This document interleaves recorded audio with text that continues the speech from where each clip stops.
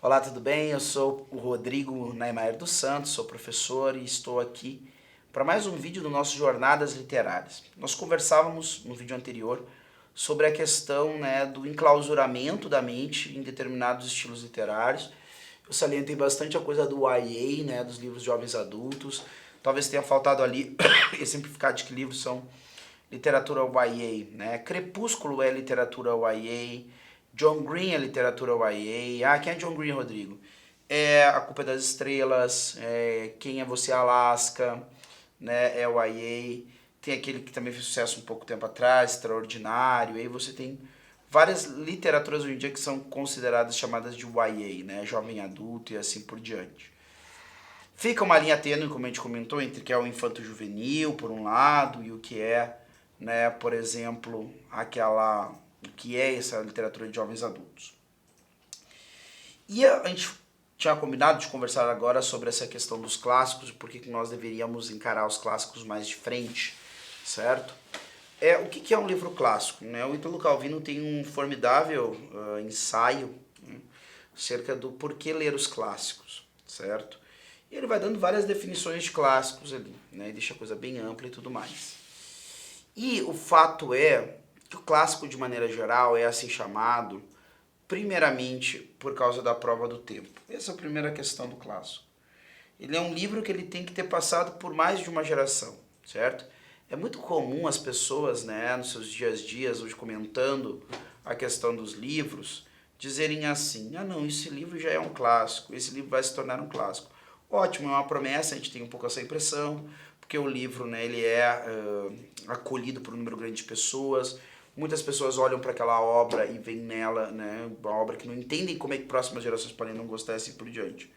Mas surpreendam-se ou não, já houveram obras que em algum determinado tempo fizeram muito sucesso, na geração em que surgiram, na próxima geração talvez mais uma e depois caíram no esquecimento, certo? Então a gente não tem como saber isso, até que se passe um tempo razoável, eu diria pelo menos lá aos seus 50 anos, para jogar por baixo. Se a gente vai pensar em obras que é muito difícil pensar que não estejam consolidadas como clássico, por exemplo, para mim, O Senhor dos Anéis, de J.R.R. Tolkien, A gente vai olhar o bloco todo, ele não tem 100 anos. E nós temos o Hobbit, que é de 1937, se não me engano, certo? Mas eu posso estar enganado perfeitamente.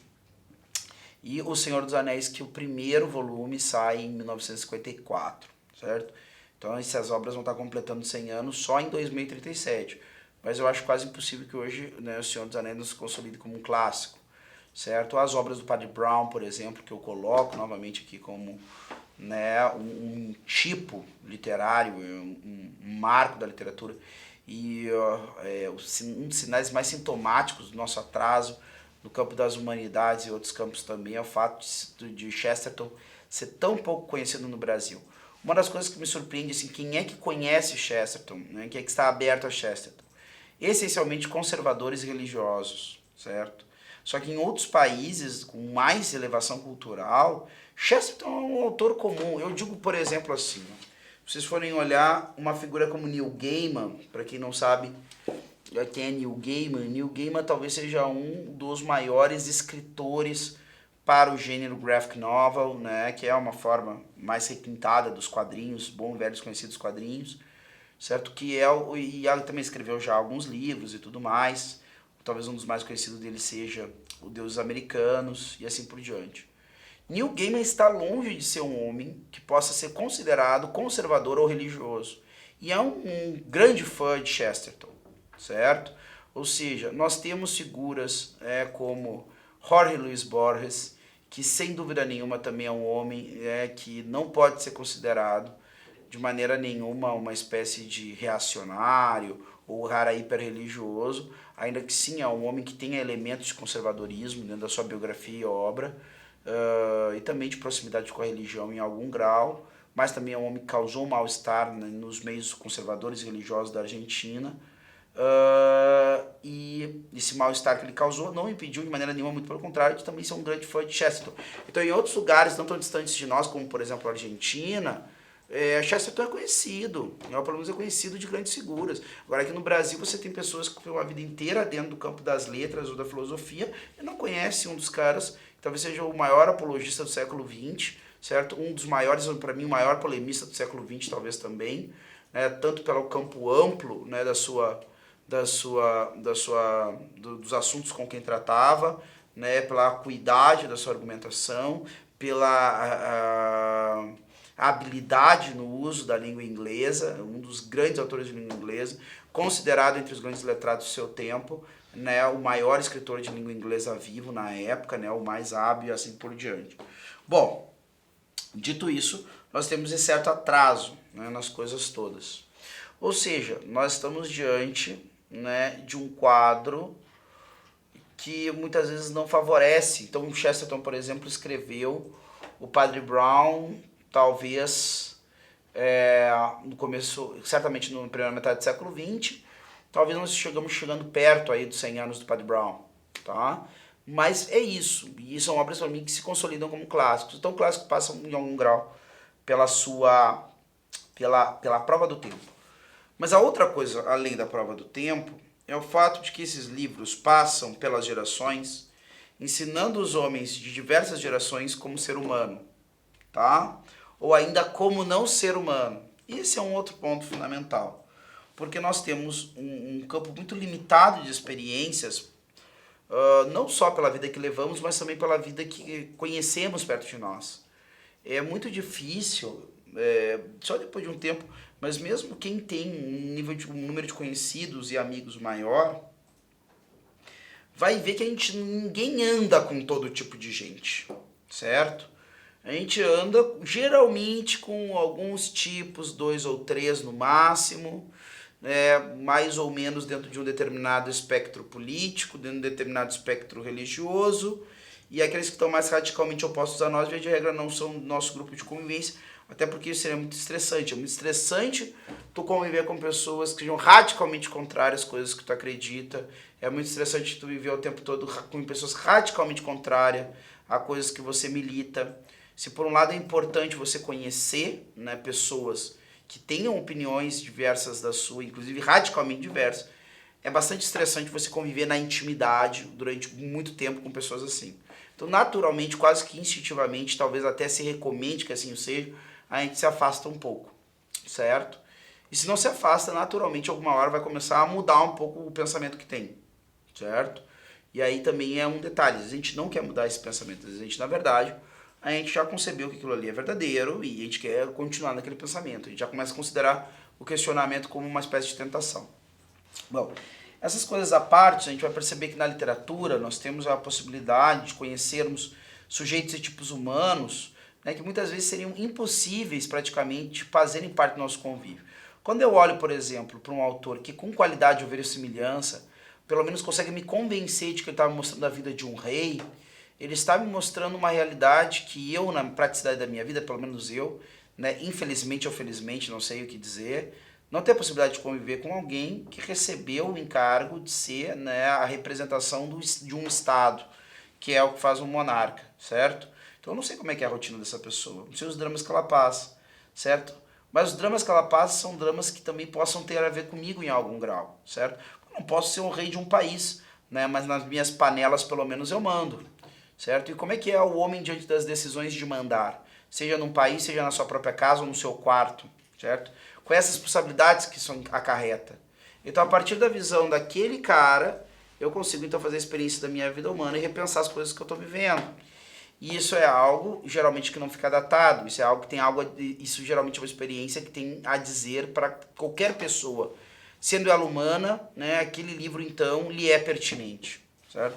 Isso é o clássico. E, naturalmente, essas obras vão impactar nas decisões que eu tomo. Ou seja, naturalmente, eu vou ali, o Chesterton dirá isso, eu acho interessantíssimo, que ao ler livros, né, por exemplo, contos de fadas e outras obras de literatura, a gente vai acumulando uma série de respostas para perguntas que nós ainda não fizemos ou que ainda não nos fizeram, certo? Mas quando essas perguntas nos surgirem, essas perguntas podem ser circunstâncias, exigências, demandas e assim por diante, eu vou ter as respostas mais ou menos armazenadas, né? E isso se dá através desse acúmulo, né, de imagens mentais, vivências, experiências e tudo mais. E os clássicos são geralmente aqueles que conseguiram, né, reunir tão bem essa experiência humana que eles conseguem comunicar isso, nós conseguimos perceber. Isso em grande parte também, porque dentro de um ponto de vista filosófico, nós podemos dizer que existe uma harmonia, uma estrutura, não é? Poderíamos chamar de lógica, mas é melhor a gente remeter à questão do próprio logos, da razão eterna, que faz o universo se comportar de uma maneira ordenada. A gente percebe esse elemento de verdade, ou ainda esse elemento, né, de razão, no sentido da palavra logos, e não do mero racionalismo cartesiano ou de outras coisas sequazes dele na sequência do desenvolvimento, né, do pensamento no mundo ocidental, certo? Mas essa questão, eu consigo perceber que ali existe uma razão, existe uma lógica, existe um sentido. E aquilo então acaba sendo comunicado a mim. É algo mais importante do que concordar. É simplesmente o fato de que a verdade externa a mim se encaixa com a verdade interna a mim, certo? Isso aí é uma experiência muito mais profunda do que a mera concordância. O que acontece com a mera concordância? A mera concordância é assim: o fulano emite uma opinião, ou até mesmo ele faz um postulado como verdadeiro. Eu posso decidir se aquilo tem peso de verdade ou não em algum grau, eu chego a essa conclusão. Não que vai se tornar verdadeiro porque eu decido que é, mas eu chego a essa conclusão, não, isso parece ser uma verdade. Algo que obriga a minha razão e meu intelecto a concordar.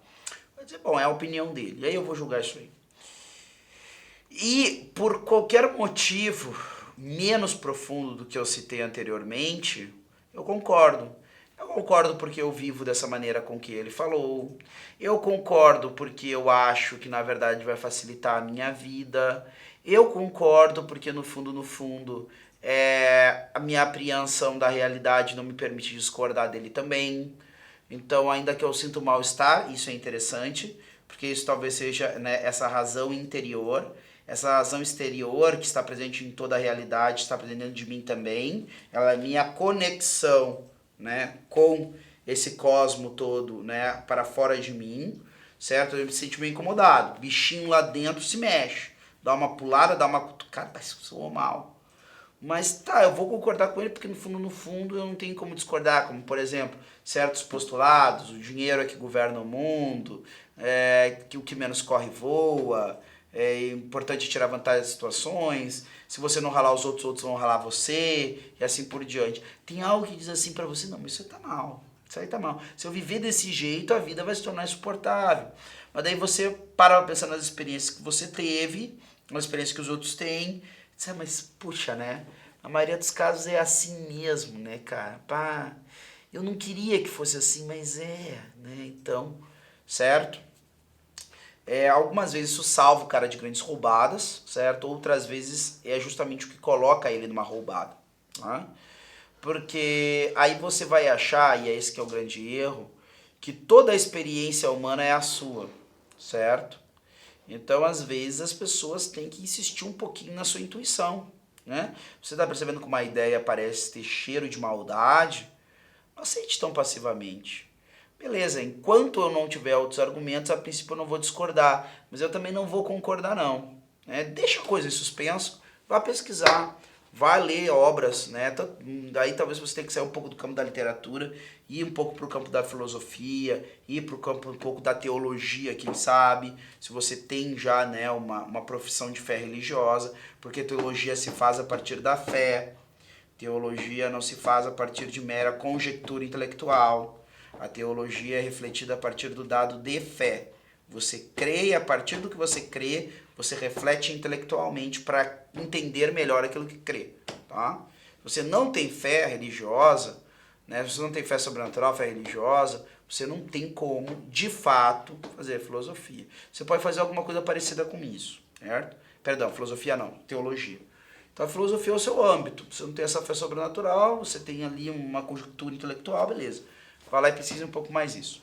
O clássico, via de regra, vai me dar esse negócio, vai me dar essas diversas vidas. Ali eu vou conhecer reis, talvez eu nunca conheceria reis. Vou conhecer assassinos, talvez eu nunca conheceria. Tomara Deus que você nunca conheça um assassino, Deus o livre. Né? E eu não tenho a mínima curiosidade de ter alguém na minha vida que eu soube, ou que matou uma ou mais pessoas. Certo? Para mim, pessoas que passaram por isso, que sejam ajudadas, que, né, paguem o que devem para a sociedade, que possam voltar a ter uma vida civilizada. Talvez mais prudente seja que elas tenham essa vida civilizada para sempre dentro de uma prisão, mas, né, assim por diante. Porém, eu não quero na minha vida alguém que eu soube que foi capaz de matar a sangue frio. Claro, pode acontecer acidentalmente que alguém mate alguém sem ter essa intenção. Mas não quero ter na minha vida... eu não quero ter na minha vida uma pessoa que pega e que eu sei que, né, foi lá e matou querendo matar e acabou a história. Certo? Mas talvez seja interessante entender o que aconteceu com alguém para chegar a essa decisão. E talvez uma história acerca de um assassino, um serial killer ou outra coisa do tipo me ajude a entender qual é a escalada da maldade dentro do coração humano. E pode perfeitamente ser uma realidade que eu já passei. Talvez eu me veja nos primeiros estágios de maldade e perversão da alma que levou uma pessoa a se tornar um assassino. Porque eu acredito que, na verdade, todo homicídio ele começa com uma mera antipatia. Certo? Muitos sentimentos que nós temos no nosso coração, talvez no day by day, no dia a dia, seja também os primeiros passos galgados por pessoas que chegaram num nível muito alto, ou melhor, muito baixo de maldade, certo? Então a gente tem que ter esse cuidado, né, de não deixar crescer essas ervas daninhas. E aí quando eu leio uma obra sobre isso, sobre algo nefando nesse ponto, eu caio em mim, poxa vida, mas esse cara começou de um jeito que eu tô hoje em dia. Né? Ele não está fazendo nenhum crime aqui, mas ele está aqui com um pensamento fixo, né? E fomentando uma rixa, uma rivalidade. E esse personagem, por exemplo, eu posso ter uma obra que esteja trabalhando com um cara, pegar um tema que apareceu num filme, que é Um Dia de Fúria. Então, se eu não me engano, com o Michael Douglas, onde o cara simplesmente está no cume do estresse, ele fica bem louco, bem tudo, e decide pegar um taiko de beisebol e tudo mais, tocar o horror na cidade. Tocar o horror no cara que não vai servir o café da manhã porque passou 5 minutos, tocar o horror no outro cara que não tinha... todas as más vontades que a gente tem que lidar todos os dias, né? Esse cara pega ali e ele não vou aceitar. Hoje eu não vou aceitar. Hoje eu vou meter o louco, certo? Quem se atravessar no meu caminho, o cara que tá toda hora me atrapalhando, hoje ele não vai me atrapalhar, certo? Mas aquele cara começou com uma coisa simples, é o estresse do dia a dia, é ter que lidar com essas coisas, e a gente pode parar para pensar, será que tudo bem, talvez eu não chegue a um dia de fúria, certo? Mas, será que eu não estou também vivendo uma realidade que está me conduzindo para uma vida infeliz? Será que eu não estou vivendo uma realidade que está me conduzindo para uma vida desgastante? Será que eu não estou vivendo para uma realidade? E qual é a vantagem em relação ao filme? A gente percebe que, no caso, por exemplo, do filme do Michael Douglas, aí, O Dia de Fúria, a gente percebe o que ele está fazendo. A gente percebe que ele está revoltado, a gente percebe que ele está full pistola, como diz o outro, certo? Está aí destruindo tudo e assim por diante. Agora, eu não sei o que está passando pela cabeça dele. Eu não sei quais são os sentimentos e os afetos que estão no coração daquele homem. Eu vejo um homem que ficou muito irritado. Eu mais ou menos presumo qual é que são a realidade da irritação dele, né? Mas eu não sei o que passa pelo coração dele. E o interessante é que a literatura, geralmente, ela tem um espaço e lugar para me dar, e isso é uma coisa que é muito própria da arte literária. Quando tentam fazer isso nos filmes, se fazem isso da maneira errada, fica muito ruim, fica monótono, às vezes fica confuso, certo? Que tentar mostrar o que o cara tá pensando e tudo mais. Alguns outros autores, alguns cineastas conseguem fazer isso de maneira maravilhosa, colocando alguns símbolos que de alguma forma servem, né, como um sinal daquilo que está no coração do personagem. Então ajuda, a gente consegue construir mais ou menos, né, o universo interior do personagem. Agora, dentro da literatura, o autor ele tem espaço para isso. Para não descrever o que a pessoa está sentindo, para descrever o que ela está passando, para descrever como ela está passando, como é que ela alternou de um estado para outro, qual era o que gerava nela sempre uma irritação. Todo dia fulaninho levantava de manhã e encontrava o seu jardineiro fazendo tal coisa.